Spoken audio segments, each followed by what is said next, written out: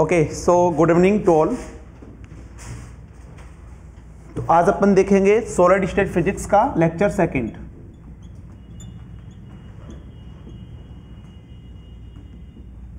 Second lecture, ठीक है।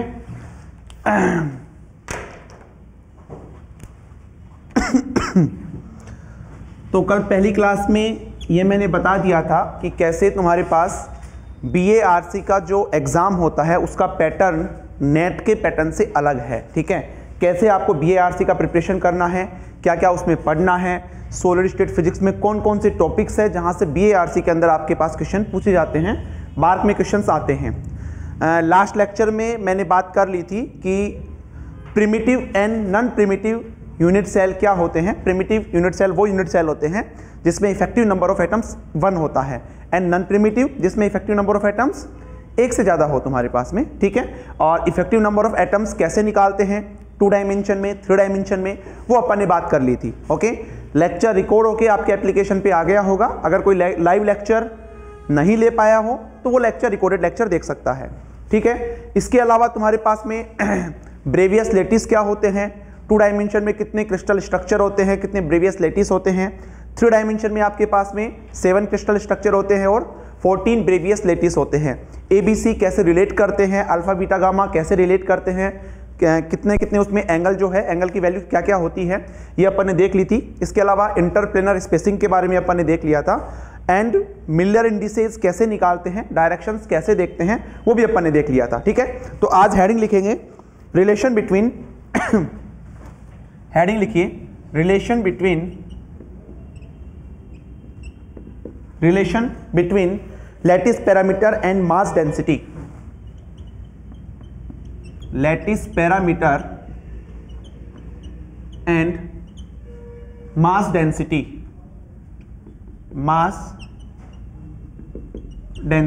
Lattice parameter and mass density of A cubic crystal,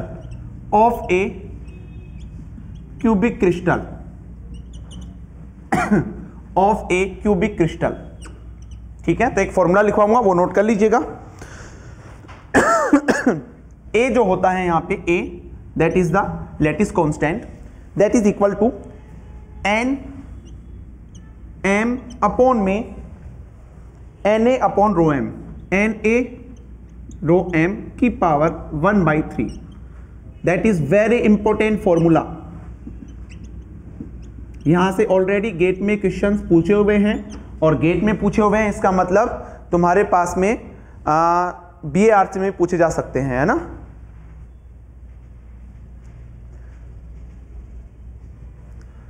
okay, चलिए अब देखिए इसके अंदर, sir what is the total count in app.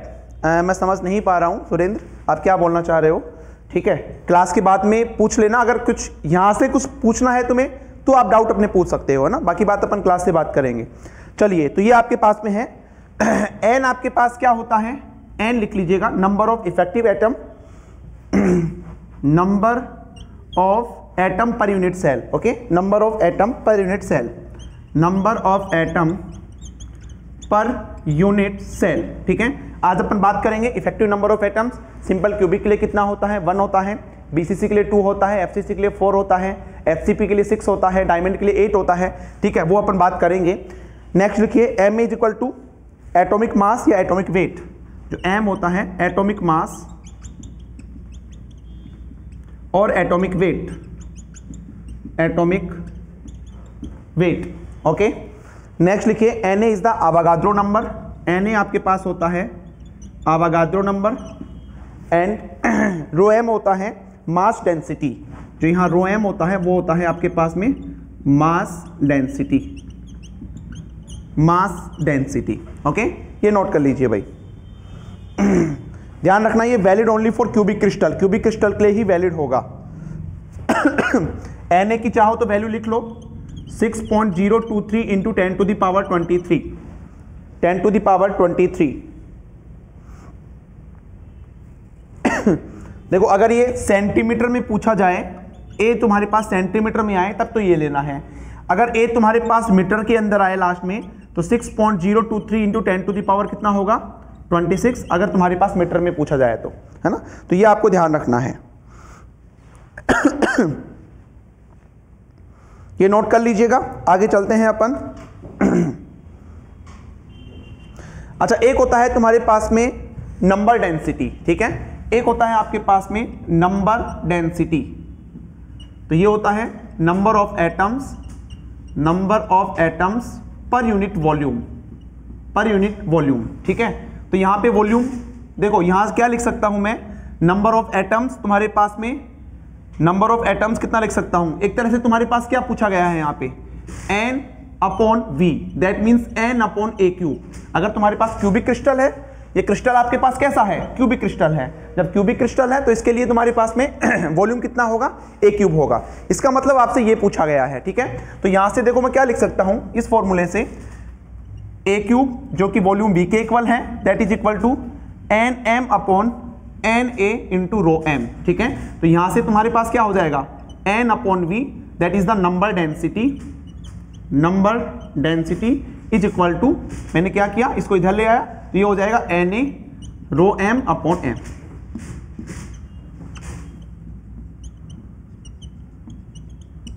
Important है, नोट कर लीजिएगा।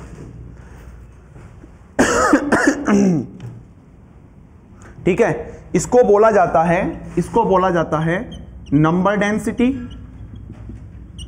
एटॉमिक डेंसिटी या फिर एटॉमिक कंसंट्रेशन,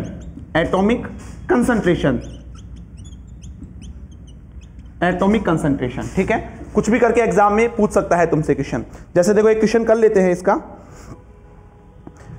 एक चीज और लिख लो यहां पे नोट करके, अभी पढ़ेंगे अपन, है ना। सिंपल क्यूबिक के लिए आपके पास n होता है 1, बीसीसी के लिए n आपके पास 2 होता है, एफसीसी के लिए n आपके पास में 4 होता है, ठीक है। अब इतना सफिशिएंट है, नोट कर लीजिए।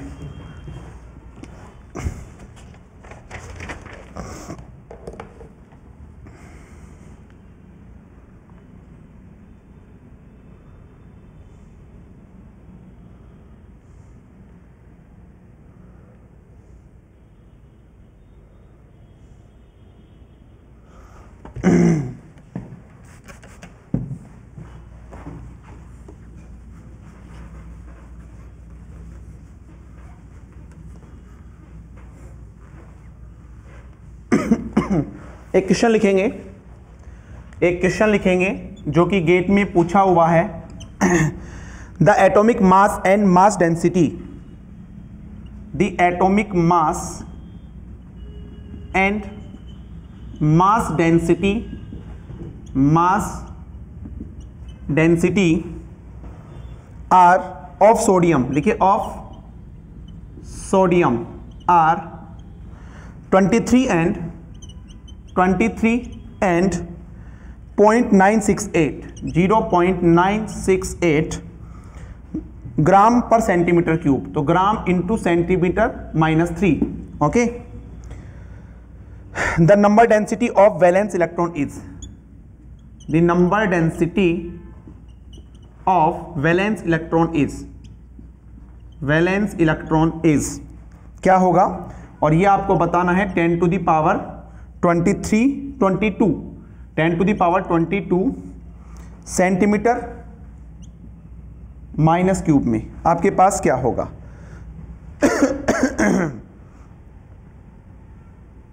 ठीक है, बताइए भाई जल्दी से, तुम्हारे पास में नंबर डेंसिटी क्या होगा, ये आपसे पूछा हुआ है ना। जल्दी से सोल्व कीजिए इसको, फिर अपन आगे चलते हैं।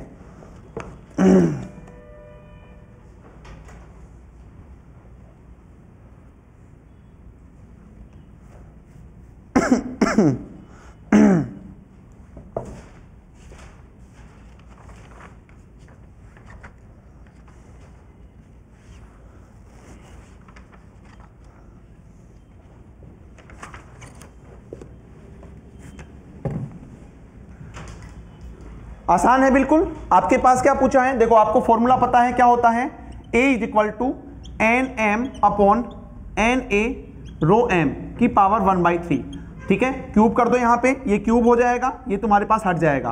तुम्हें क्या पूछा है, नंबर डेंसिटी मतलब n upon A cube is equal to कितना हो जाएगा तुम्हारे पास में, NA rho M upon M। NA कितना है 6.022 इंटू 10 टू द पावर 23, ठीक है। एंड रो एम कितना है आपके पास में देखो ये तुम्हारे पास रो एम है, दैट मीन्स 0.968, ओके, अपॉन में एम कितना है तुम्हारे पास 23। इसको सोल्व कर लेना 10⁻22 के फॉर्म में, कितना आंसर आएगा कितना आएगा, लगभग देखो तुम्हारे पास इतना आ रहा होगा 2.54, ठीक है। क्या है तुम्हारे पास, the atomic mass and mass density sodium are, ये 23 जैसा है वैसे ही लेके चलना है तुम्हें, ठीक है ना। ये तुम्हारे पास में 2.54 के आसपास आएगा, देख लो भाई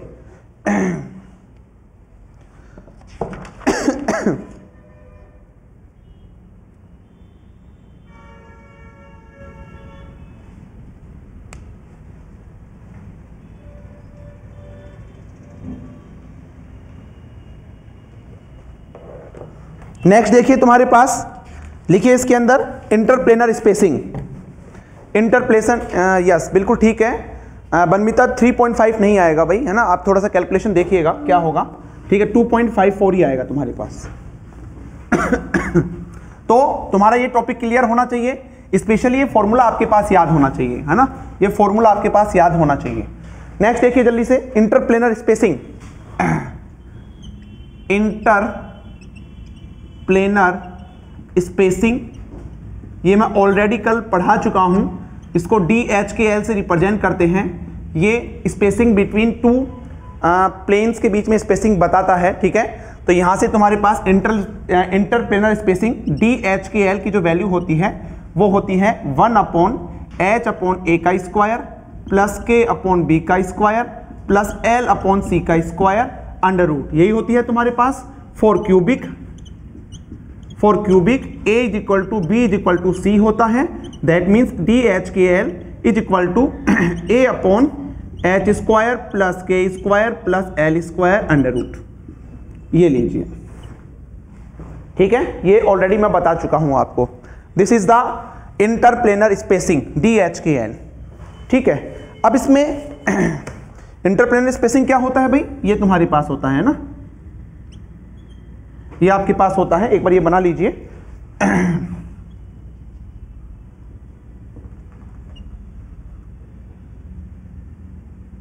ठीक है। तो इनके बीच का जो स्पेसिंग होता है that is the interplanar spacing D, ठीक है।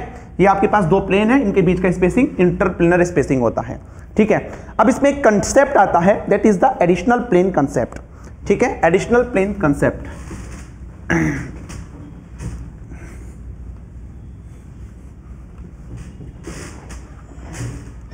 लिख लीजिए इसके अंदर additional plane, additional plane concept, ठीक है। एडिशनल प्लेन कंसेप्ट देखो क्या होता है तुम्हारे पास में, जैसे फॉर एग्जांपल मैं BCC की बात करता हूं, BCC आपने अभी पढ़ा नहीं है, लेकिन BCC में क्या होता है, जो एटम्स हैं कॉर्नर पे तो होते ही होते हैं, एक बॉडी सेंटर्ड और होता है ना। जैसे देखिए आपके पास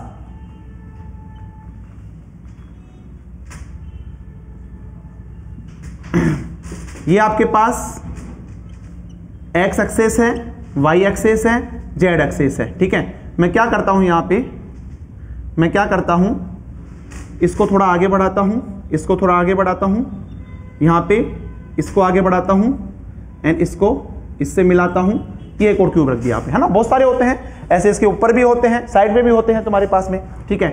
एटम्स यहां कॉर्नर्स पे होते हैं, ठीक है, एंड यहां पे भी होंगे तुम्हारे पास में, इसके कॉर्नर्स पे भी होंगे, सेंटर में और होते हैं, सेंटर में तुम्हारे पास में एटम इसके और होते हैं, ठीक है।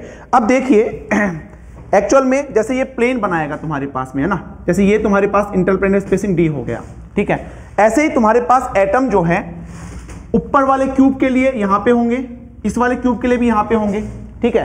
तो ये एटम्स तुम्हारे पास में कुछ एडिशनल प्लेन बना लेते हैं, ये जो प्लेन्स, जो क्रिस्टल तुम्हारे पास बन रहा है उसके बिसाइड्स भी, उसके अलग भी तुम्हारे पास में कुछ एटम्स ये प्लेन बना लेंगे, ठीक है, जिसको बोला जाता है एडिशनल प्लेन।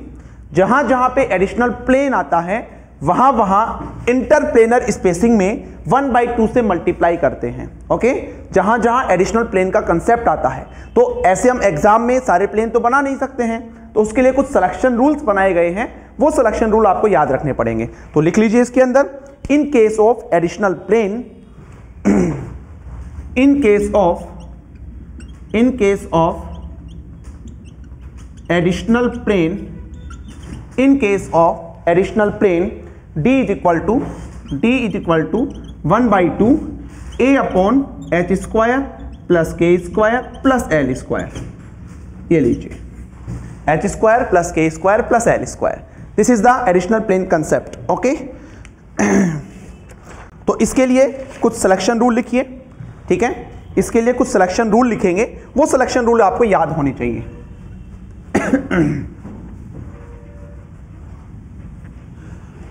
वो सारे टॉपिक्स अपन कवर करेंगे जो कि BARC के एग्जाम्स में आते हैं, ठीक है, ध्यान रखना, वो सारे टॉपिक्स अपन कवर करने वाले हैं, ठीक है। और तुम्हें जो है जितने भी टॉपिक्स हैं, जितने भी फॉर्मूले हैं, जितने भी कंसेप्ट्स हैं, उनको तुम्हें बार बार रिवाइज करना है। बार बार रिवाइज करोगे तो आपके क्वेश्चंस गलत नहीं होंगे बार के अंदर, एग्जाम तो आप आराम से क्वालिफाई कर पाओगे। तो लिखिए इसके अंदर नोट करके लिखेंगे, और इसको ट्रिक भी अपन बोल सकते हैं, ठीक है। लिख लीजिए, कुछ सिलेक्शन रूल्स हैं वो फॉलो होने चाहिए, है ना, सिलेक्शन रूल्स। जैसे सिंपल क्यूबिक है, ऐसी का मतलब है सिंपल क्यूबिक, ठीक है। तो no any additional plane present, लिख लो, no any additional plane present, no any additional plane present, कोई भी एडिशनल प्लेन प्रेजेंट नहीं होगा सिंपल क्यूबिक के केस में। ओके, यहां पे तुम्हारे पास में जैसा फॉर्मूला है तुम्हारे पास इंटरप्लेनर स्पेसिंग का, वैसे ही ऐसे के ऐसे उसके अंदर वैल्यू रखेंगे। HKL आपके पास मिलर इंडिसेज है। BCC में लिखिए, BCC के अंदर क्या होता है भाई, BCC में H plus K plus L is equal to E1, ये आपके पास होना चाहिए। अगर ये आपके पास होता है तो एडिशनल प्लेन प्रेजेंट नहीं होता है, लेकिन अगर सिलेक्शन रूल ब्रेक होता है तो एडिशनल प्लेन प्रेजेंट होता है। तो लिख लीजिए इसके अंदर, if any plane does not follow, if any plane does not follow, if any plane does not follow this equation, then additional plane present, this equation then additional plane present, then additional plane present। तो उस case में आपके पास में additional plane present होगा। Next लिखिए इसके अंदर FCC। FCC का क्या सिलेक्शन रूल होता है, ऑल HKL आर इवन और odd, all HKL are even और ऑड, सारे HKL इवन होने चाहिए या ऑड होने चाहिए, ठीक है। तो अगर कोई भी प्लेन इस सिलेक्शन रूल को फॉलो नहीं करता है तो इसका मतलब वहां पे एडिशनल प्लेन प्रेजेंट होगा, 1/2 से आपको मल्टीप्लाई करना होगा, ठीक है। तो लिख लीजिए, if does not follow then, if does not follow then additional plane present,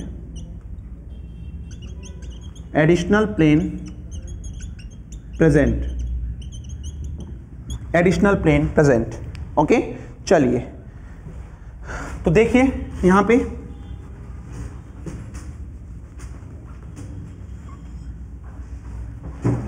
समझिए भाई, ये तुम्हारे पास D100 है, D110 है, D111 है, ठीक है।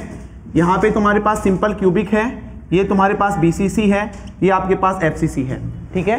सिंपल क्यूबिक के केस में a अपॉन √3 होता है, a अपॉन अंडरूट में H square plus K square plus L square. तो H कितना है, 1 है, तो कितना आएगा तुम्हारे पास, a ही आएगा, ठीक है। यहाँ पे कितना आएगा, a अपॉन √2 और यहाँ पे a अपॉन √3। सिंपल क्यूबिक के केस में कोई भी सिलेक्शन रूल नहीं होता है। BCC के लिए क्या होना चाहिए, उनका सम इवन होना चाहिए। क्या इनका सम इवन है, HKL का नहीं है, तो क्या करोगे, a तो आता ही आता है तुम्हारे पास में, साथ में 1/2 से मल्टीप्लाई कर दोगे। नेक्स्ट, इन तीनों का सम इवन है क्या, 1 + 1 इवन है, तो यहाँ पे एडिशनल प्लेन प्रेजेंट नहीं होगा, 1/2 से मल्टीप्लाई नहीं होगा, तो a/√2 ऐसे कैसे आपके पास आ जाएगा। यहाँ पे a अपॉन 2√2 क्योंकि सिलेक्शन रूल को फॉलो नहीं कर रहा BCC के लिए। FCC में सॉरी 2√3, FCC में क्या सारे इवन है या ओड है तुम्हारे पास? नहीं है, तो सिलेक्शन रूल को फॉलो नहीं कर रहा है तो a/2 आएगा तुम्हारे पास। ये भी नहीं कर रहा है तो तुम्हारे पास a/2√2 आएगा। ये देखो सारे तुम्हारे पास ओड्स है, क्या तो ओड हो सारे, क्या इवन हो। ये सिलेक्शन रूल को फॉलो कर रहा है तो सीधी सी बात है तुम्हारे पास 1/2 एक्स्ट्रा नहीं लगेगा। ठीक है, तो ये आपको याद होने चाहिए, वेरी वेरी इंपॉर्टेंट है। हो सकता है आपको मार्क में मिल जाए क्वेश्चन यहां से।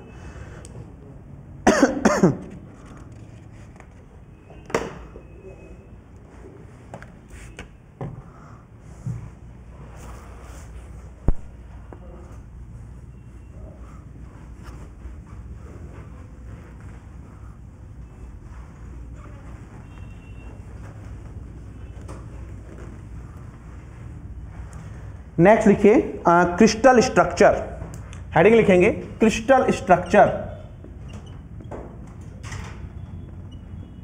क्रिस्टल स्ट्रक्चर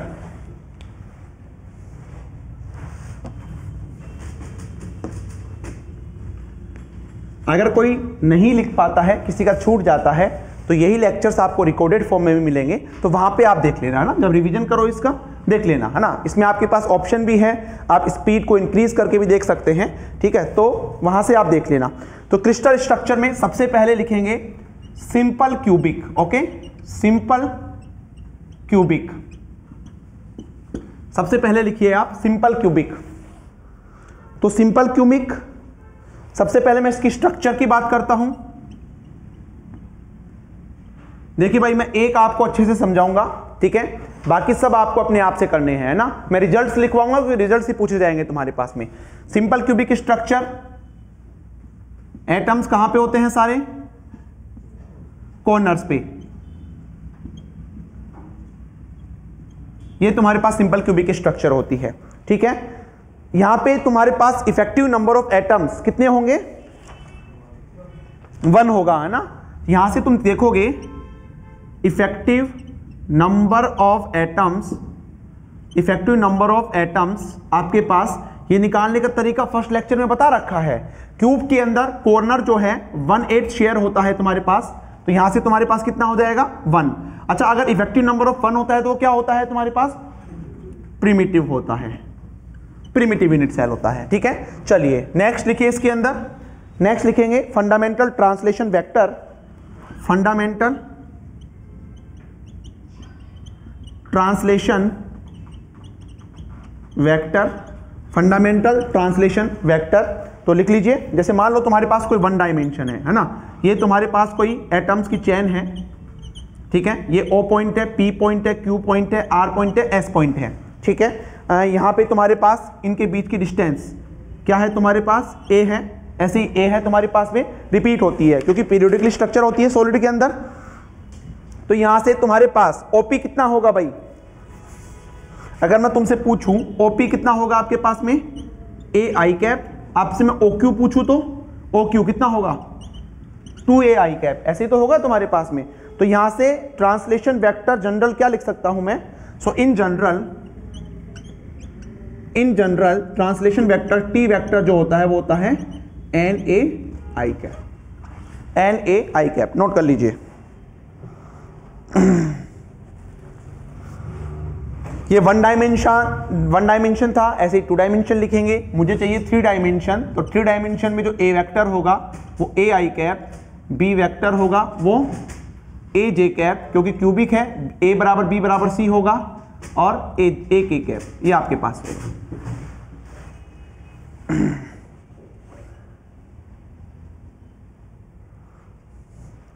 नेक्स्ट लिखिए लैटिस कांस्टेंट। लैटिस कांस्टेंट या फिर lattice parameter. Lattice parameter, lattice constant और lattice parameter, that means a vector. ठीक है, कैसे रिलेट करता है, जो एटम्स होते हैं इसमें उसकी रेडियस से कैसे रिलेट करता है। ठीक है, तो देखिए आपके पास एटम्स, मान लो मैं जैसे तुम्हारे पास ये नीचे वाला सरफेस लेता हूं। ठीक है, नीचे वाला मैंने ये ले लिया ऐसे कि ऐसे, तो यहाँ पे एटम्स कैसे सिचुएटेड हैं तुम्हारे पास? देखो ऐसे सिचुएटेड है एटम्स, एटम्स जो है ऐसे सिचुएटेड है तुम्हारे पास। ठीक है, तो अगर मैं देखो ये लेता हूँ, ये टोटल तुम्हारे पास कितना है? A है, और एटम की रेडियस मैं कितनी मानता हूँ? स्मॉल r मानता हूँ। तो r प्लस r कितना हो गया? 2r। तो A वेक्टर कितना होगा तुम्हारे पास में? 2r vector. ये रिलेशन आपको ध्यान रखना है भाई, है ना। नेक्स्ट लिखिए volume of unit cell, volume of unit cell, ठीक है। तो वॉल्यूम ऑफ यूनिट सेल क्या होगा, क्यूब का वॉल्यूम कितना होता है, ए क्यूब, यही तो होगा। इन टर्म्स ऑफ आर क्या बोलूं मैं, एक ही जगह कितना रख दूं, 2r का cube. This is the volume of unit cell. Fifth number लिखिए number of atom per unit cell. Fifth number लिखेंगे number of atom per unit cell, number of atom per unit cell. तो बताइए भाई number of atom per unit cell कितना होगा तुम्हारे पास, number of atom per unit cell, this is the effective number of atoms, ठीक है। तो ये मैं ऑलरेडी बता चुका हूं आपको, effective number of atoms 8 into 1/8 is equal to 1, ठीक है। तुम्हारे पास टोटल 8 एटम है, 8 एटम्स हैं, एक कॉर्नर वाला 8 क्यूब में शेयरेबल होता है तुम्हारे पास, तो 8 इंटू 1/8 तुम्हारे पास 1 होगा, ओके। नेक्स्ट लिखिए volume of atom in unit cell,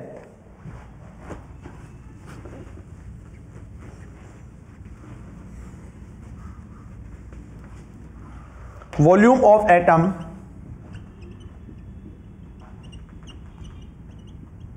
in unit cell, volume of atom in unit cell, ठीक है। तो एटम का वॉल्यूम, टोटल एटम्स कितने होते हैं एक सिंपल क्यूबिक में, 1 एटम होता है, ध्यान रखना, इफेक्टिव नंबर ऑफ एटम देखेंगे, ठीक है। और एक एटम का वॉल्यूम कितना होता है 4/3 πr क्यूब, ठीक है। तो ये तुम्हारे पास हो जाएगा। नेक्स्ट लिखिए important for the purpose of BARC exam, ठीक है। 7th नंबर लिखिए APF, packing fraction, atomic packing fraction, APF that means packing fraction, packing fraction.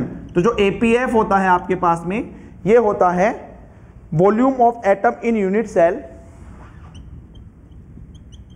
Volume of atom in unit cell upon में volume of unit cell, volume of unit cell, volume of unit cell. देखो volume of atom in unit cell कितना है 4/3 πr cube, 1 भी multiply कर देना, बात तो वही है, एक ही आएगा तुम्हारे पास, upon volume of unit cell कितना है, ये r के फॉर्म में लिखना, तो 2r का क्यूब। इसको जब आप सोल्व करोगे तो आपके पास कितना आएगा π/6, ये आपके पास आ जाएगा π/6, ठीक है। दैट मीन्स एपीएफ आपको याद रखना है 52% और ये भी याद रखना है कि π/6 होता है। हो सकता है एग्जाम में ये ना आके आपसे ये दिया जाए एग्जाम में, ठीक है। तो इंपॉर्टेंट है और इसको रिमेंबर याद रखना है, इंपॉर्टेंट है और याद रखना है। एक बार जब क्रिस्टलोग्राफी पूरी कंप्लीट हो जाएगी तो अपन एक लेक्चर लेंगे जिसमें पूरी क्रिस्टलोग्राफी का रिवीजन करेंगे, ठीक है। कौन कौन सी चीजें डायरेक्टली बार्क के एग्जाम में पूछी जाती हैं, मैंने बताया यहां से कम आपसे 2 क्वेश्चंस बार्क के एग्जाम्स में पूछे जाएंगे, ठीक है। चलिए नेक्स्ट लिखिए इसके अंदर volume of primitive cell, volume of primitive cell, volume of primitive cell, ठीक है। तो वॉल्यूम ऑफ प्रिमिटिव सेल क्या होता है आपके पास में, A.B×C, ठीक है। तो AI∪B_J, B की वैल्यू कितनी थी AJ×A_K, इसको सोल्व करोगे तो कितना आएगा A3, या मैं ऐसे भी बोल सकता हूं आपके पास में प्रिमिटिव सेल का वॉल्यूम पूछ रहा है, तो सीधी सी बात है ये तुम्हारे पास प्रिमिटिव ही होता है तुम्हारे पास में, तो A³ डिवाइडेड बाई 1। अगर BCC के लिए होता तो क्या होता A³ डिवाइडेड बाई 2, वहां पे इफेक्टिव नंबर ऑफ एटम 2 होते हैं। ऐसे ही FCC के लिए कितना होता A³ डिवाइडेड बाई 4, गेट में क्वेश्चन पूछा हुआ है यहां से एक, ठीक है। नेक्स्ट लिखिए 9th नंबर लिखिए coordination number, coordination number, coordination number, इसको मैं जनरली CN से लिखूंगा भाई, है ना, CN से लिखूंगा कोऑर्डिनेशन नंबर। तो लिखो कोऑर्डिनेशन नंबर क्या होता है भाई, कोऑर्डिनेशन नंबर ये होता है कोई भी एक स्पेसिफिक एटम्स अपने नेबरहुड कितने एटम से टच है, ठीक है। तो लिख लो यहां पे the coordination number of a crystal, the CN number of a crystal, the CN number of a crystal is the number of atom that are, is number of atom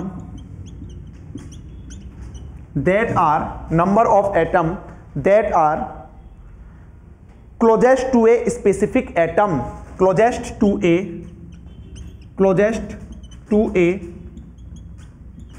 specific atom। तो simple cubic के case में आपके पास जो coordination number आता है वो कितना आता है, 6 आता है। ये आपको ध्यान रखना है। देखो कैसे क्वेश्चन पूछेगा, the coordination number of simple cubic BCC and FCC respectively 6, 8, 12, 8, 6, 12, ठीक है, 4, 6, 12, ऐसे करके 4 ऑप्शन देगा, ठीक है। तो आपको कोऑर्डिनेशन नंबर डायरेक्टली सबको याद रखनी है, ठीक है। जैसे फॉर एग्जांपल मैं मानता हूं, जैसे 1 डायमेंशन है आपके पास, है ना, 1 डायमेंशन है, ये तुम्हारे पास मान लो एटम्स जुड़े हुए हैं, ये एटम्स तुम्हारे पास जुड़े हुए हैं। मैं कोई भी एक स्पेसिफिक एटम लेता हूं, ये स्पेसिफिक एटम अपने नेबरहुड, कितने एटम है इसके, 2 हैं, तो इसका कोऑर्डिनेशन नंबर कितना हो गया, 2 इसके कोऑर्डिनेशन नंबर हो गए। मान लेता हूं तुम्हारे पास ये 2 डायमेंशन दे रखा है, ये आपके पास 2 डायमेंशन दे रखा है, ठीक है। और भी तुम्हारे पास मैं बना देता हूं, ये है तुम्हारे पास। मान लो मैं इस एटम की बात करता हूं, तो ये कितने एटम है इसके नेबरहुड, देखो 1, 2, 3, 4, ये से थोड़ा दूर चला जाएगा तुम्हारे पास में, तो इसके कोऑर्डिनेशन नंबर कितने होंगे, 4 होंगे इसके कोऑर्डिनेशन नंबर। ऐसे ही सिंपल क्यूबिक में कितने होते हैं, 6 होते हैं। BCC में कितने होते हैं, 8 होते हैं। FCC में कितने होते हैं, 12 होते हैं, ठीक है। तो ये आपको डायरेक्टली याद रखने हैं। नेक्स्ट लिखिए इसके अंदर नियरेस्ट नेबर डिस्टेंस,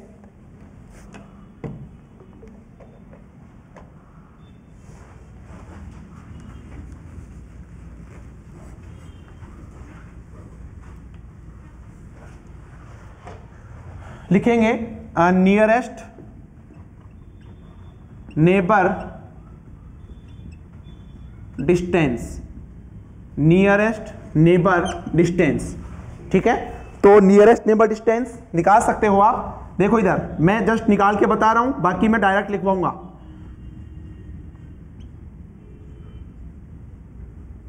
एटम्स यहां ऐसे होते हैं तुम्हारे पास, ठीक है।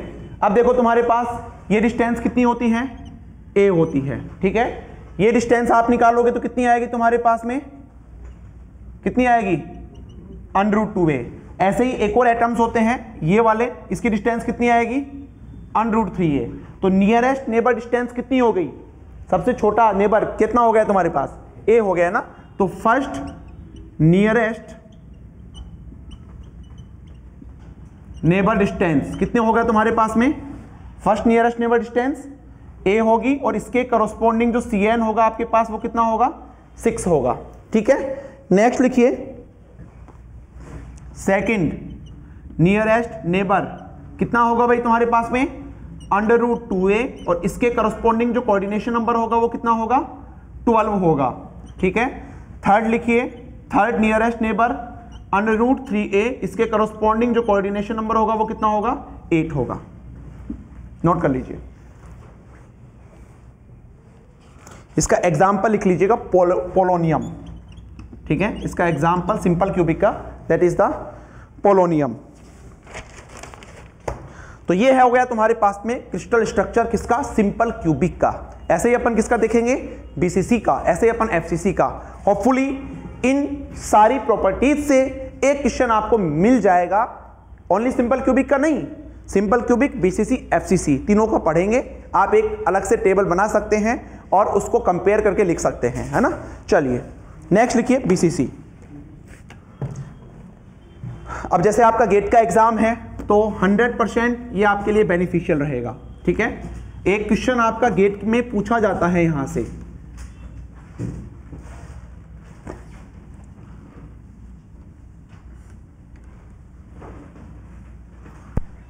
लिखिए BCC, बॉडी सेंटर्ड क्यूबिक, ठीक है। BCC means body centred cubic. तो इसको थोड़ा अपन स्पीड से देखेंगे। स्ट्रक्चर तुम्हें पता ही होगा, BCC के अंदर क्या होता है, सारे एटम्स कॉर्नर्स पे होते हैं, कॉर्नर्स पे होते हैं, और एक एटम तुम्हारे पास इसके मिड में भी होता है, ठीक है, एक एटम बॉडी सेंटर्ड होता है आपके पास में। लिखिए फंडामेंटल ट्रांसलेशन वेक्टर। अच्छा सेकंड लिखिए effective number of atoms, effective number of atoms, ठीक है, दैट मींस एन इफेक्टिव कितना होगा भाई, 8 इसके कॉर्नर पे है, 8 इंटू 1/8 क्योंकि कॉर्नर पे 1/8 शेयर होते हैं तुम्हारे पास, प्लस एक इसके मिड में है तो कितना हो जाएगा तुम्हारे पास 2 हो जाएगा। इफेक्टिव नंबर ऑफ एटम्स कितने होते हैं इसमें 2 होते हैं। इसका मतलब क्या है ये नॉन प्रिमिटिव। क्वेश्चन आ जाए which of the following crystal structure is primitive. Option A simple cubic, option B BCC, FCC और एचसीपी। तो क्या लगाओगे सिंपल क्यूबिक, है ना, प्रिमिटिव पूछा है तो सिंपल क्यूबिक प्रिमिटिव होता है, बाकी सब तुम्हारे पास में नॉन प्रिमिटिव होते हैं। सेकंड लिखिए fundamental translation vector. Third fundamental translation vector, fundamental translation vector, ठीक है, फंडामेंटल ट्रांसलेशन वेक्टर। तो फंडामेंटल ट्रांसलेशन वेक्टर लिख लीजिए। ए वेक्टर जो होता है, देखो समझ लेना नहीं तो भूल जाओगे, ठीक है, a/2 i cap plus j cap minus k cap. याद करने का तरीका क्या है, ए वेक्टर है मतलब एक तरह से i कैप में बात करूं तो इससे पहले वाला k कैप होता है वो नेगेटिव होगा। जैसे b वेक्टर है तो ये क्या होगा a/2 क्या होगा माइनस i कैप क्योंकि b से पहले a आता है ना, मतलब i कैप वाला, plus j cap plus k cap. ऐसे ही तुम्हारे पास c वेक्टर कितना होगा a/2 i cap minus j cap plus k cap, ठीक है। ये होते हैं इसके fundamental translation vector, fundamental translation vector, ठीक है। जैसे मान लो तुम्हारे पास ये है, ये आपके पास है, this is x, this is y, this is z, ठीक है, ये आपके पास है। या मैं इसको ऐसे बना देता हूं, देखिए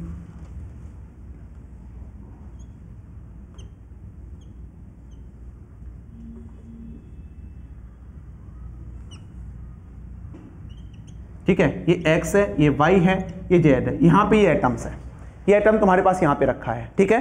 तो ये देखो x पे किस डिस्टेंस पे है a/2 डिस्टेंस पे, है ना, x में तुम्हारे पास में a/2 डिस्टेंस पे है, y में भी देखो तुम्हारे पास में प्लस a/2 डिस्टेंस पे है, और z में माइनस a/2 डिस्टेंस पे है, z में तुम्हारे पास माइनस a/2 डिस्टेंस पे है, ठीक है। एक्चुअल में ये x एक्सिस ऐसा है और ये यहां पे रखा हुआ है, इसके बिल्कुल यहां पे।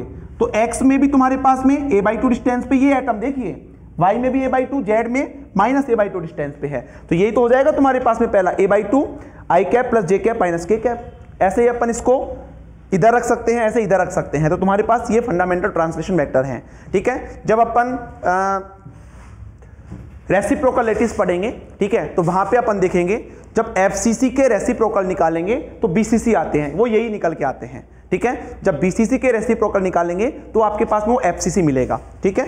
वहां से भी क्वेश्चन पूछा हुआ है बीएआरसी के अंदर। नेक्स्ट लिखिए लैटिस कांस्टेंट, 4th नंबर लिखिए लैटिस कांस्टेंट या लैटिस पैरामीटर, ठीक है, ए वेक्टर। तो लिख लीजिए लैटिस कांस्टेंट या लैटिस पैरामीटर लिखिए। यहां जो ए वेक्टर जो होता है ये होता है 4r/√3, ठीक है। अब इसको अपन एक एक चीज को प्रूफ नहीं करेंगे भाई, है ना। वैसे आप देख सकते हो ये एटम्स, देखो ये वाले जो एटम्स है ना, ये वाले एटम, ठीक है, ये तुम्हारे पास ऐसे सिचुएटेड है, ऐसे ये, ठीक है। यहां से लेकर यहां तक टोटल तुम्हारे पास कितना हो गया, देखो r और ये 2r, 4r हो गया तुम्हारे पास में। और ये डिस्टेंस कितनी होती है तुम्हारे पास में √3 है, तो a = 4r/√3, ठीक है। ये मैं बता दिया, बाकी अपन इसमें डिटेल में बात नहीं करेंगे, ये आपको लेकिन ध्यान होना चाहिए, ध्यान नहीं होगा तो प्रॉब्लम हो जाएगी, ठीक है। 5th नंबर लिखिए, 5वां नंबर लिखेंगे volume of unit cell, volume of unit cell, ठीक है। यूनिट सेल का वॉल्यूम, बीसीसी भी एक सिंपल क्यूबिक की स्ट्रक्चर होती है, तो कितना हो जाएगा यूनिट सेल, पूरी यूनिट सेल का वॉल्यूम ए क्यूब ही होगा, एटम्स की बात नहीं कर रहा हूं मैं, ठीक है। 6th number volume of atom, volume of atom in unit cell कितना होगा भाई, volume of atom in unit cell, जल्दी बोलो, volume of atom in unit cell 2 × 4/3 pi R cube, ठीक है, क्योंकि टोटल एटम्स कितने हैं तुम्हारे पास इफेक्टिव यूनिट सेल में, 2 एटम है, एक एटम का वॉल्यूम इतना होता है, तो 2 से मल्टीप्लाई कर दो। इसको तुम चाहो तो आर के फॉर्म में लिख सकते हो 4r अपॉन √3 की पावर क्यूब।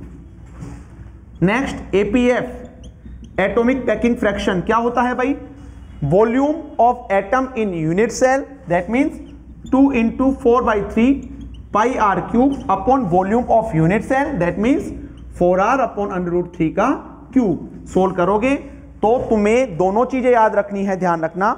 एक तो एपीएफ जो आता है इसका, ये सबको पता होता है कि 68% आएगा, लेकिन आपको यह भी ध्यान रखना है पाई √3 डिवाइडेड बाई 8, ठीक है, ये भी आपको ध्यान रखना है। बाई चांस आप भूल जाते हो, कंफ्यूज हो जाते हो, तो पाई की वैल्यू रखो, √3 की वैल्यू रखो, अपॉन 8, कैलकुलेटर अवेलेबल रहता है आपके पास में। इसको सोल्व करोगे परसेंटेज में तो 68% आएगा, वैसे 0.68 आएगा। लेकिन देखो मैं आपको बता दूं, बार के एग्जाम में इतना टाइम नहीं होता है, 100 क्वेश्चंस होते हैं, 120 मिनट्स होते हैं, तो आपको इनको याद रखना ही पड़ेगा, ठीक है। याद कैसे रखें, बार बार रिवीजन और कोई ऑप्शन नहीं है। चलिए, इंपॉर्टेंट है ये ध्यान रखना, ठीक है। जब आपको टेस्ट मिलेंगे, टेस्ट सीरीज में टेस्ट मिलेंगे, तो उसमें ऐसे क्वेश्चंस मिलेंगे, ठीक है, लेकिन मैं ऐसे डायरेक्टली पूछूंगा what is the atomic packing fraction for BCC, FCC and simple cubic, तो डायरेक्टली याद मत करना 52, 68, 74। हो सकता है ना मैं पहले एफसीसी दे दूं, फिर बीसीसी दे दूं, फिर सिंपल क्यूबिक दे दूं, ठीक है। तो ये आपको पता होना चाहिए, क्वेश्चंस आए हुए हैं बीएआरसी के अंदर। चलिए नेक्स्ट देखिए,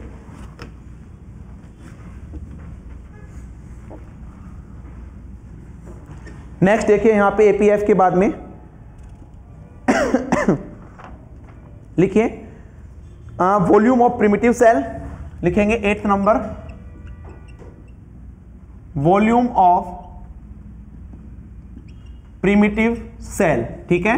तो V इक्वल टू होता है A vector, B vector cross C vector. A vector आपने निकाला है A/2 I cap plus J cap minus K cap, B vector निकाला है, C वेक्टर निकाला है। सोल्व करोगे तो आपके पास कितना आएगा, A क्यूब बोल रखा है, मैंने बता रखा है। प्रिमिटिव सेल का वॉल्यूम पूछे तो divided by effective number of atoms कर दो बस, ठीक है। नेक्स्ट लिखिए 9th नंबर, लिखिए coordination number CN, coordination number कितना होता है इसका, 8 होता है, ध्यान रखना, ठीक है। कोऑर्डिनेशन नंबर इसका 8 होता है। नेक्स्ट लिखिए nearest neighbour distance, nearest neighbour distance, ठीक है। तो देखो तुम्हारे पास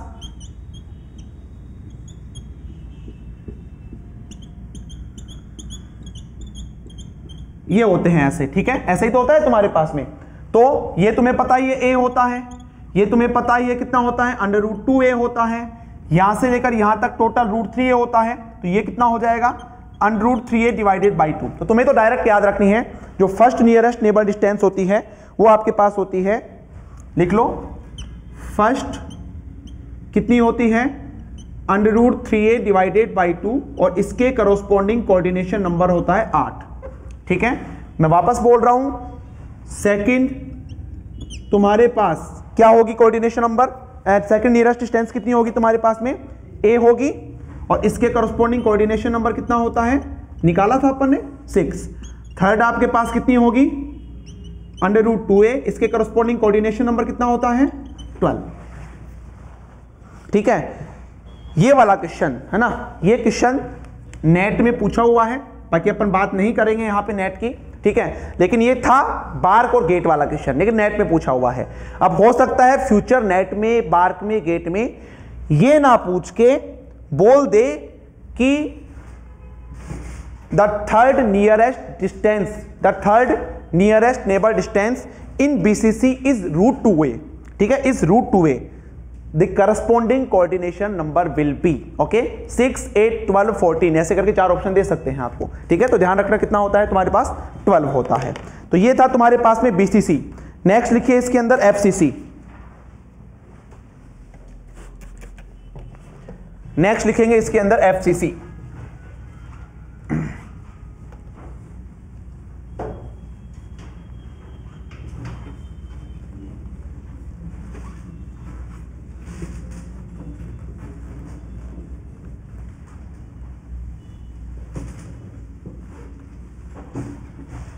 लिखिए इसके अंदर next FCC, phase centred cubic. Okay, तो सबसे पहले तो इसकी स्ट्रक्चर की बात कर लेता हूं मैं, स्ट्रक्चर की बात कर लेता हूं।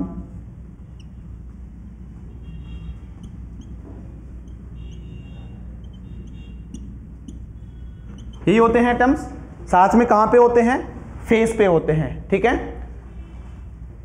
साथ में तुम्हारे पास फेस पे होते हैं, एक ये हो गया, ये हो गया, ये हो गया, ये हो गया, एक आगे वाले फेस पे, और एक ये जो बना हुआ ना ये वाला पीछे वाला फेस, ये तुम्हारे पास टोटल ये इतने एटम्स होते हैं आपके पास में, ठीक है, इतने एटम्स होते हैं।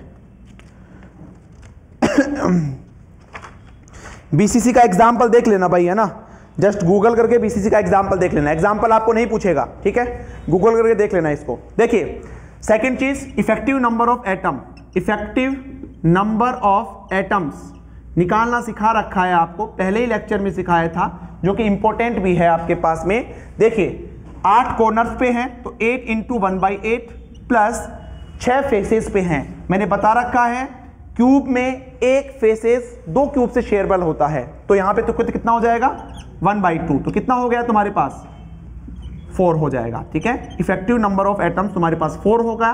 तो बताओ क्या ये प्रिमिटिव है या नॉन प्रिमिटिव है?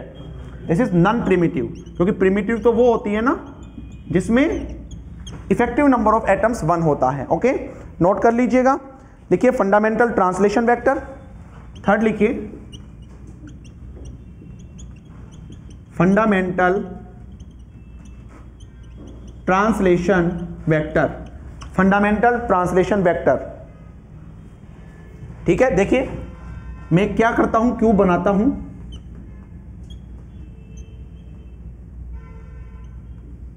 ठीक है, ये मेरे पास एक्स एक्सेस है, वाई एक्सेस है, जेड एक्सेस है, ठीक है। एंड एटम इस बार कहां पे है, कहां पे भाई, यहां पे है या फिर फेस के ऊपर है, फेस के ऊपर है, इस बार एटम मेरे पास ये पे है, ठीक है, इस फेस के ऊपर। अब देखो तुम्हारे पास समझना, ये बन रहा होगा, ये वाला फेस है। अच्छा ये कौन सी एक्सिस है, ये वाली कौन सी एक्सिस है, एक्स एक्सिस। ये वाली कौन सी एक्सिस है, वाई एक्सिस। जेड में आ रहा है क्या, ये जेड में तो नहीं आ रहा, तो सीधी सी बात है इस पॉइंट का जो तुम्हारे पास वेक्टर्स होंगे वो क्या क्या होंगे, एक तो एक्स में तुम्हारे पास a/2 चलेगा, वाई में तुम्हारे पास a/2 चलेगा, और जेड में, ठीक है। तो यहां पे देखो मैं क्या लिख सकता हूं, a vector is equal to a/2 i cap plus b vector क्या होगा a/2 j cap plus c vector क्या होगा a/2 k cap plus i cap. These are the fundamental vectors. जब मैं इनका क्या निकालूंगा, रेसिप्रोकल लैटिस निकालूंगा, तो आपके पास क्या मिलेगा, बीसीसी मिलेगा, ठीक है। एफसीसी का बीसीसी मिलता है। ए वेक्टर का जब मैं रेसिप्रोकल निकालूंगा तो आपको मिलेगा a/2 i cap plus j cap minus k cap, that means the direct lattice of the BCC. तो एफसीसी का रेसिप्रोकल बीसीसी मिलता है, बीसीसी का एफसीसी मिलता है, ठीक है। तो वो अपन जब रेसिप्रोकल लैटिस निकालेंगे तब देखेंगे, ठीक है, नोट कर लीजिए भाई। फोर्थ लिखिए लैटिस पैरामीटर, फोर्थ लिखिए लैटिस पैरामीटर, लैटिस पैरामीटर, ठीक है। तो लैटिस पैरामीटर इसमें होता है r is equal to a is equal to, उसमें कितना था, इसमें होता है 4r/√2, ठीक है। होता कैसे है पता है,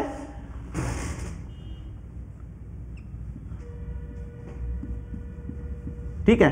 एटम्स कहां होते हैं भाई, एक यहां फेस पे होता है ना, फेस पे होता है, ठीक है। टोटल डिस्टेंस कितनी होती है आपके पास में, ये वाली √2a, वो किसके इक्वल होगी 4r के, तो a इज इक्वल टू कितना हो जाएगा, ठीक है, नोट कर लीजिए। नेक्स्ट लिखिए volume of unit cell, fifth number लिखिए volume of unit cell, volume of unit cell, ठीक है। तो वॉल्यूम ऑफ यूनिट सेल क्या होगा आपके पास में, v is equal to a cube, या फिर r के टर्म्स में 4r/√2 का क्यूब, ठीक है। सिक्स्थ नंबर बताइए volume of atom in unit cell, volume of atom in unit cell, ठीक है। Volume of atom in unit cell क्या होगा भाई, V is equal to 4 into 4/3 pi R cube. 7th number लिखिए APF atomic packing fraction क्या होगा बताइए, volume of atom in unit cell that means 4 into 4/3 pi R cube upon volume of unit cell 4r upon √2 का whole cube, ठीक है। इसको solve करोगे तो FCC के लिए जो पैकिंग फ्रैक्शन निकल के आता है वो 74% आता है, लेकिन मोस्ट इंपोर्टेंट क्या है आपके पास में, पाई अपॉन 3√2 आता है ना, ये ज्यादा इंपॉर्टेंट है बताए उससे, ठीक है। तो ये आपको ध्यान रखना है, पाई अपॉन 3√2। सिंपल क्यूबिक में कितना आता है, pi upon 6 that means 52%। BCC में आपके पास में कितना आता है 68% है ना, दैट मीन्स तुम्हारे पास में पाई √3/8 और इसमें आता है पाई अपॉन 3√2, ठीक है। क्योंकि तुमसे एग्जाम में ये नहीं पूछेंगे पार्क के एग्जाम में, ठीक है, एग्जाम में तुमसे ये पूछा जाएगा, ध्यान रखना, ओके। और टाइम वहां पे वैसे कम होता है 120 मिनट और आपके पास में 100 क्वेश्चंस। नेक्स्ट देखिए,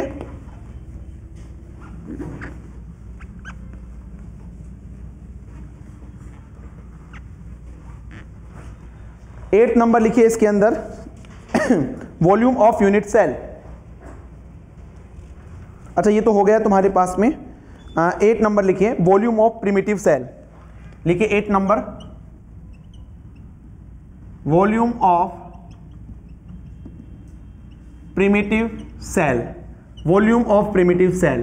तो V इज इक्वल टू क्या होगा भाई, A.B×C, यही तो होगा। A की वैल्यू है, B की वैल्यू है, C की वैल्यू है, सोल्व करोगे तो आपके पास कितना आएगा, unit volume of unit cell upon divided by effective number of atoms, ठीक है, A³ divided by 4। Coordination number इसका कोऑर्डिनेशन नंबर 12 होता है और nearest neighbour distance, nearest neighbour distance, ठीक है। यहां से भी तुम्हें पता लग रहा है ये टोटल √2a होती है तो अपॉन 2 करना है तुम्हें, तो √2a divided by 2 that means a/√2। तो फर्स्ट जो नियरेस्ट डिस्टेंस होती है वो a/√2, इसके करस्पॉन्डिंग आपके पास कोऑर्डिनेशन नंबर कितना होता है, 12 होता है। सेकंड नियरेस्ट नेबर डिस्टेंस आपके पास कितनी होती है, a होती है, और इसके करस्पॉन्डिंग जो कोऑर्डिनेशन नंबर होता है आपके पास में वो होता है 6, ठीक है। ये आपको ध्यान रखना है, नोट कर लीजिए। इसका एग्जाम्पल लिख लीजिए, चाहे आप एल्यूमिनियम, कॉपर, एग्जाम्पल है एल्यूमिनियम, कॉपर एटसेट्रा, ठीक है। ये सब एग्जाम्पल है FCC के। थर्ड इसकी होती है भाई √3/2, इसकी थर्ड नियरेस्ट डिस्टेंस होती है √3/2, ओके। दोनों अनरूट के अंदर ही आएंगे, √3/2a, ठीक है। तो देखो यहां से सिंपल क्यूबिक, BCC, FCC से क्या क्या क्वेश्चन बन सकते हैं, number of effective atom in simple cubic, BCC and FCC respectively, okay. तो कितने होते हैं 1, 2 एंड 4, ठीक है। निकालने का तरीका बता दिया। Coordination number of simple cubic, BCC and FCC respectively 6, 8, 12, okay. इसके अलावा तुम्हारे पास second nearest distance for simple cubic, BCC and FCC कितनी होती है, √2a सिंपल क्यूबिक के लिए, BCC के लिए कितनी होगी तुम्हारे पास में A होगी, और FCC के लिए भी कितनी होगी, A होगी। हो सकता है इन सबका रेशियो पूछ ले, ठीक है। तो तुम्हारे पास कितना हो जाएगा, √2:1:1, ठीक है। तो कैसे भी करके क्वेश्चन पूछ सकता है। The packing fraction for atomic packing fraction for simple cubic, BCC and FCC, okay, कितना होगा 52%, 68% एंड 74%। हो सकता है तुम्हें नंबर में पूछ ले, जैसे उसका π/6 होता है ना, उसका पाई √3 डिवाइडेड बाई 8 होता है, और उसका पाई अपॉन 3√2 होता है ना। तो ये कुछ फेमस क्वेश्चंस हैं जहां से BARC में काफी बार क्वेश्चन पूछा हुआ है, ठीक है। तो इन सब चीजों को आप जितना ज्यादा रिवाइज करेंगे, याद करेंगे, उतना ज्यादा आपके लिए बेनिफिशियल रहेगा, ओके। चलिए जल्दी से अपन देखते हैं HCP, देखिए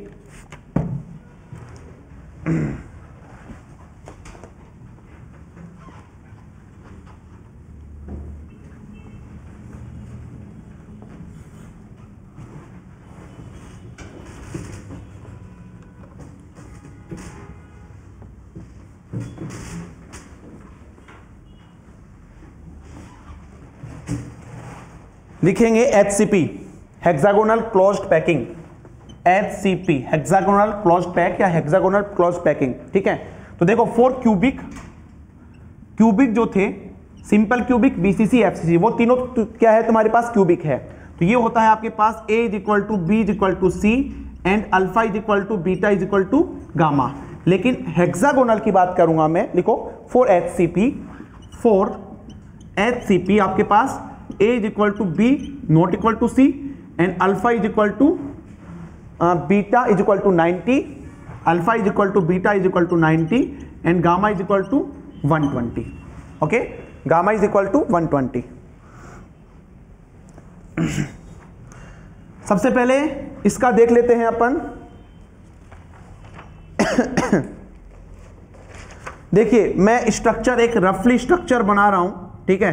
अब अपन इसकी स्ट्रक्चर से कुछ भी एक्सप्लेन नहीं करेंगे, ठीक है। तो आप एक बार देख लीजिएगा इसकी जो स्ट्रक्चर होती है आपके पास में। वैसे मैंने YouTube पे ये समझा रखा है ना, तो आप वहां से भी देख सकते हैं। ये लीजिए, और नेक्स्ट तुम्हारे पास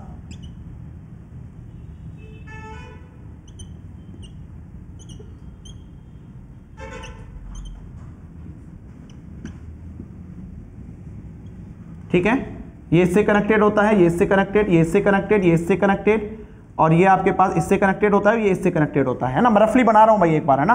और यहाँ पे तुम्हारे पास 3 एटम्स होते हैं जो कि ऐसे कनेक्टेड होते हैं, एक इसके फेस पे होता है, एक इसके फेस पे होता है, ऐसे कुछ होता है, ठीक है। तो यहाँ पे तुम्हारे पास जो N इफेक्टिव होता है वो समझ लीजिए, ठीक है। ये तुम्हारे पास कितने में शेयरेबल होगा भाई, हेक्सागोनल है, कितने में होगा ये, 6 में होगा। टोटल कितने एटम्स है कॉर्नर्स पे, 12 है ना तुम्हारे पास में। तो 12 × 1/6 प्लस ये फेस पे है, तो ये कितने में शेयरेबल होता है, 2 में, 1/2 प्लस, और ये तीनों इसके अंदर है, तो कितने हो जाएंगे तुम्हारे पास, 3। तो कितना हो जाएगा तुम्हारे पास, 6। इसका इफेक्टिव नंबर ऑफ एटम्स आ जाएगा HCP का, ठीक है। HCP का इफेक्टिव नंबर ऑफ एटम्स 6 आ जाएगा। कोऑर्डिनेशन नंबर लिख लीजिएगा 12। सेकेंड लिखिए कोऑर्डिनेशन नंबर, इसका 12 होता है। थर्ड लिखिए लैटिस कांस्टेंट, इसका 2r होता है। फोर्थ लिखिए लैटिस कांस्टेंट 2r होता है। फोर्थ लिखिए C/A ratio, okay, C/A ratio उसका कितना होता है, √8/3। अब C क्या होता है, A क्या होता है ना। ये वाला जो हाइट है ये आपके पास C होता है, A तो आपको पता ही है, तो C/A रेशियो तुम्हारे पास में √8/3 आता है, ठीक है। नेक्स्ट लिखेंगे इसका नंबर ऑफ इफेक्टिव आइटम, अपन ने लिख ही लिया। इसका लिख लो APF, एटॉमिक पैकिंग फ्रैक्शन, लिख लो APF। तो जो FCC का आता है π/3√2, वही तुम्हारे पास किसका आएगा, HCP का आएगा, ठीक है। तो लिख लीजिएगा एटॉमिक पैकिंग फ्रैक्शन। नेक्स्ट लिखिए fundamental translation vector, fundamental translation vector. देखो क्वेश्चन आने के chances simple cubic, BCC, FCC में से ही है, ठीक है। लेकिन मैं यहां पे इनके रिजल्ट्स लिखवा रहा हूं, लिख लीजिए A/2 √3i cap minus j cap, A vector = A/2 √3i cap minus j cap, ठीक है। नेक्स्ट लिखेंगे B = BJ cap, B = BJ cap, that means A J cap, and C = CK cap. और C की value कितनी है A के form में, 8/√3 AK cap. ये तुम्हारे पास फंडामेंटल ट्रांसलेशन वेक्टर होते हैं, ठीक है। मेनली देखो इसके अंदर, ये तो आपको पता ही होगा, ये तो अपन ने पढ़ चुके हैं ब्रेवियस लैटिस के अंदर, ठीक है। N इफेक्टिव याद रखना है और APF याद रखना है, मेनली ये इंपॉर्टेंट है HCP के अंदर, ठीक है। HCP के अंदर मेनली यही इंपॉर्टेंट है। नेक्स्ट लिखेंगे डायमंड क्यूबिक,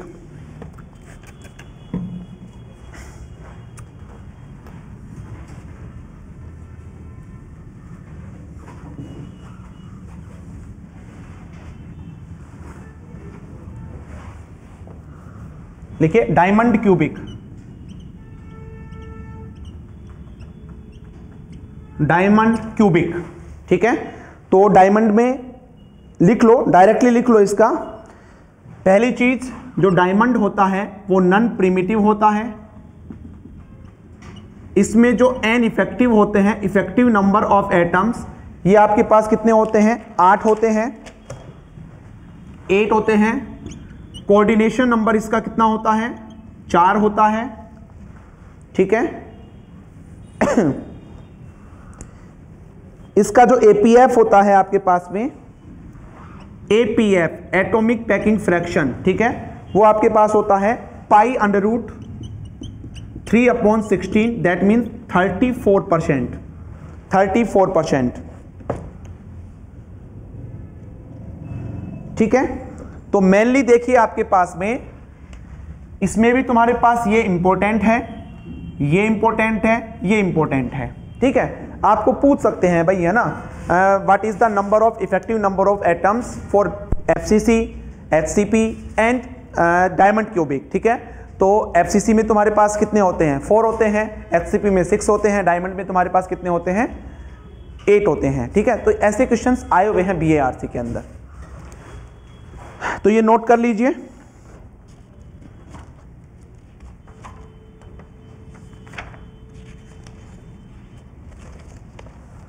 ठीक है, इसके अलावा तुम्हारे पास क्रिस्टलोग्राफी का एक लेक्चर और होगा, ठीक है। इसके बाद में जो टोटल तुम्हारे पास 3 लेक्चर्स होंगे।